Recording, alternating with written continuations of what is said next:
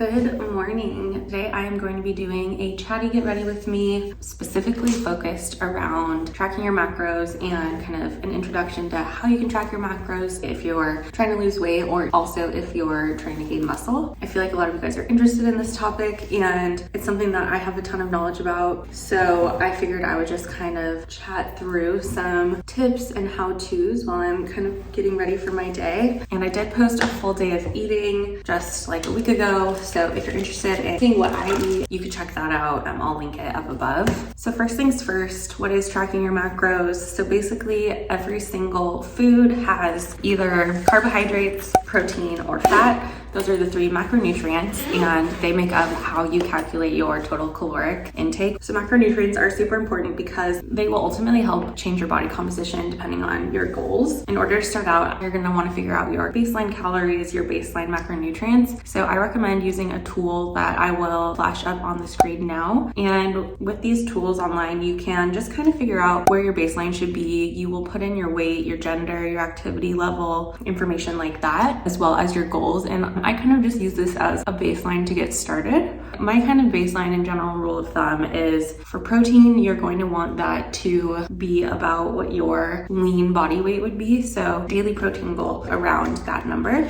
So for me, my protein goal is about 120 grams per day. And as I'm trying to lose weight or gain muscle, I'm pretty much am never going to change that amount of protein. I'm always going to want to make sure that I'm getting enough protein in to maintain a lean body weight. So I'm never going to want to go below 120 pounds. It's okay if I eat a little bit more than 120 grams of protein, but essentially I just want to make sure I'm never below 120 grams of protein. Then the way to kind of calculate what your carbs and fat should be, another kind of general rule of thumb would be whatever your protein is, take half of that. So let's say my protein goal is 120, half of that number would be 60, and that should be my fat goal. This is also, again, just really a good starting point, and then you would want to adjust your macros from there as you start making progress and seeing a difference in your body. So let's say that I want to use these numbers as kind of my baseline starting point for tracking my macros. For every gram of carbohydrates, it equals 4 calories. The same goes for protein. So for every 1 gram of protein, it generates 4 calories. And then for fat, it's a lot higher. So for every gram of fat, it generates 9 calories. So in order to kind of back into your carbohydrate number, I would essentially take my 120 grams of protein,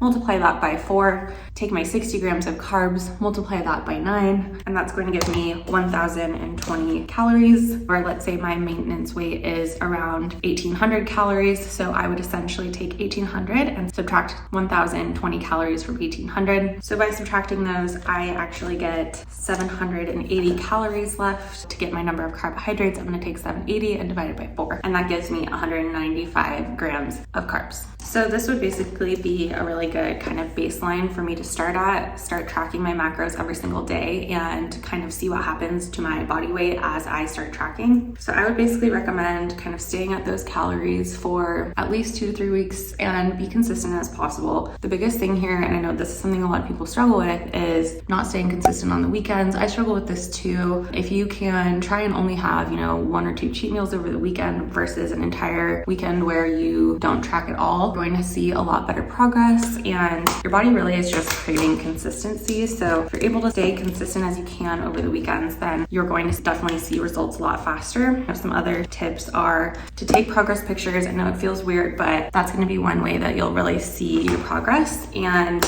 also weighing yourself. I know that also sucks too, but you can kind of see how your weight changes over, a week span. But then once you've been consistent for, let's say 2 or 3 weeks, you're starting to see some progress. And so if you want to go into reverse, you would maybe add like 25 grams of carbs. So instead of being at 195, I would now be at 220 grams of carbs. And this way it ultimately increased my total calories as well. Let's say you want to be doing a cut, then instead of adding 25 grams of carbs, you would actually be subtracting it. So I would maybe go down to 170 grams of carbs. And then every maybe 2 or 3 weeks, I would kind of monitor again my weight, how I'm looking, how I'm feeling, and adjust my macros again as needed. So some tools to kind of help you count your macros and make sure you're hitting them. The one that I use is MyFitnessPal. I use the free version, but the premium version is definitely better. It's just a little expensive. But in MyFitnessPal, you can track everything that you're eating for the day. You can see see the macronutrient breakdown. I also highly recommend recording or tracking your workouts, because you're also going to want to make sure that if you're lifting weights that you are doing progressive overload. If you want me to talk about workouts in a whole different video, let me know and I can kind of talk through how to adjust your workouts to stay in shape or gain muscle or lose weight as well. But I think the biggest thing is to make sure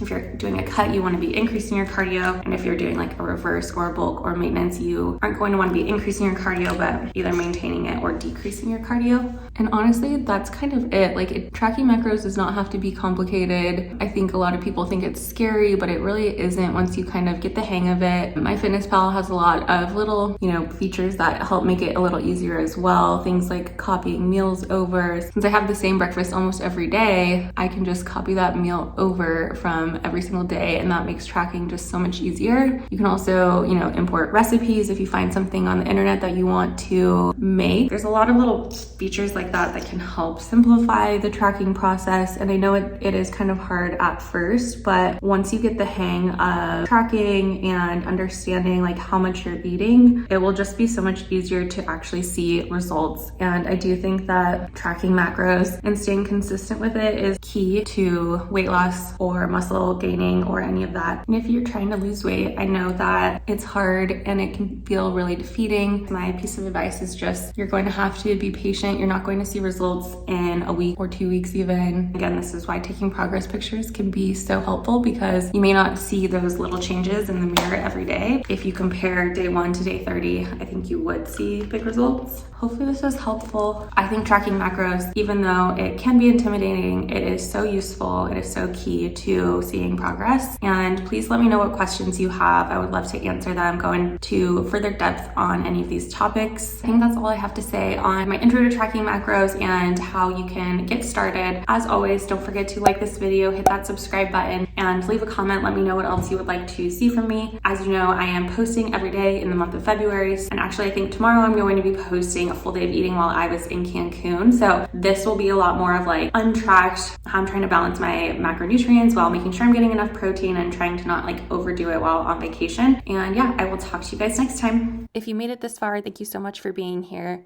If you liked this video, please check out the one above where I walk through a full day of eating with macronutrient breakdowns.